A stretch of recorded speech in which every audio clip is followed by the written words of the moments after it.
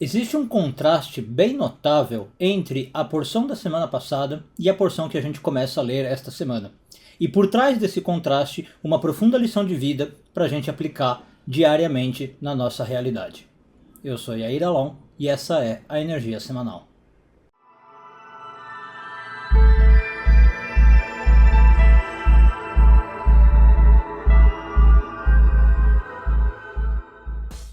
Na semana passada, nós lemos o que é considerado um dos pontos altos da narrativa bíblica, pelo menos do ponto de vista da espiritualidade, que é a entrega da Torá no Monte Sinai. Essa semana a gente lê a porção de Mishpatim, que frente à porção anterior não deixa de nos chocar pelo seu contraste. Mishpatim é uma porção totalmente mundana, que trata de questões puramente legais, direitos de propriedade, negócios, questões financeiras, perdas e danos. O embate fica muito claro. De um trecho para outro, a Torá pula drasticamente da elevada e espiritual realidade do Monte Sinai para as leis práticas e mundanas da nossa realidade. Será que a Torá precisava se debruçar sobre esse tipo de coisa? Realmente a Torá precisa falar do jeito como eu conduzo meus negócios ou como eu cuido do meu terreno? E a resposta é que, na verdade, sim.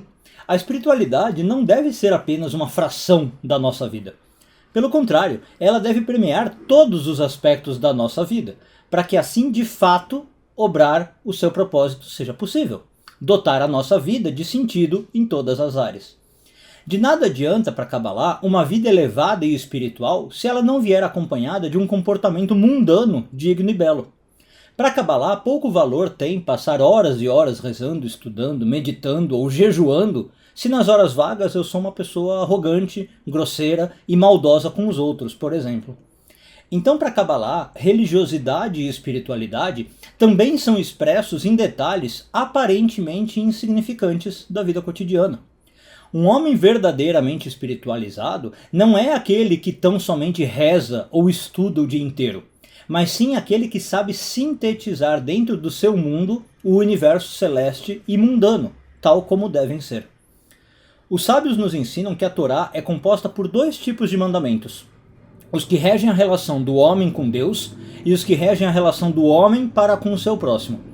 E os sábios são unânimes em dizer que estes últimos são muito mais importantes do que aqueles primeiros. Muitas vezes a gente acha que ser uma pessoa mais espiritualizada envolve uma atitude puramente individual, né? A minha relação com o divino. Mas a Kabbalah ensina que muito pelo contrário.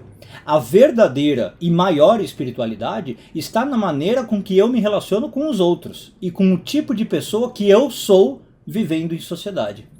Como bem resumiu o grande cabalista Chaim Vital. Assim, a pessoa que possui traços de caráter inferiores é uma pessoa pior do que quem só comete transgressões.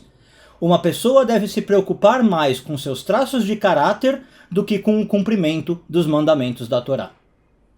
Uma boa semana a todos, Shavua Tov e tudo de bom.